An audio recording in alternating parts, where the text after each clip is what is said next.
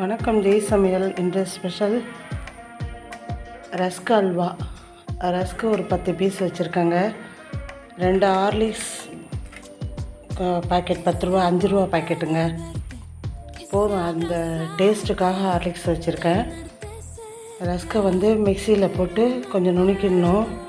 ரவா பதத்துக்கு நுணுக்கிட்டு சர்க்கரை கம்பி பதம் வர்றப்போ அந்த நுணுக்கின ரஸ்க்கும் ஹார்லிக்ஸும் போட்டு கிண்டிட்டு இப்போ செய்கிறப்ப பார்க்கலாங்க. ரஸ்க் அல்வா சூப்பராக இருக்குங்க.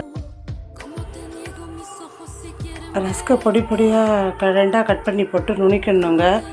அதோடைய முந்திரி பருப்பு வறுத்துட்டு அதையும் போட்டுடணும். முந்திரி பருப்பு வறுத்துட்டு பார்க்கலாங்க. நெய்யில் முந்திரி பருப்பு போட்டிருக்கேங்க. அதை வறுத்து எடுத்து வச்ச சர்க்கரையை போட்டேங்க.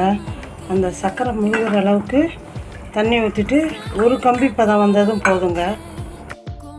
ஒரு கம்பி பதம் வர வரைக்கும் கிண்டிக்கிட்டே இருக்கணும். சர்க்கரை கரைஞ்சி கம்பி பதம் வரட்டுங்க.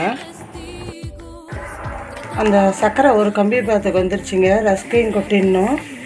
2 பாக்கெட்டு ஹார்லிக்ஸு இல்லை வீட்டில் ஹார்லிக்ஸ் சாப்பிட்றவங்களா இருந்தால் ஒரு 50 கிராம் அளவுக்கு போட்டு கிண்டிகிட்டே இருக்கணுங்க. அல்வா பதத்துக்கு இப்போ கொஞ்சம் நெய் ஊற்றணும். அப்புறம் அல்வா ரஸ்க்கு அல்வா ரெடியாக எடுத்துங்க. முந்திரி பருப்பு போட்டு நிறுத்திட வேண்டியதாங்க. பிள்ளைங்களுக்கு சாயங்காலமாக ஈவினிங் ஸ்நாக்ஸாக கொடுக்கலாம். பெரியவங்களும் சாப்பிட்லாம். ரஸ்க் அல்வா ரெடியாக ஆகிடுச்சுங்க. நீங்களும் இதை போல் செஞ்சு சாப்பிட்டு பாருங்கள். சேனலுக்கு சப்ஸ்கிரைப் பண்ணுங்கம்மா. நன்றிங்க.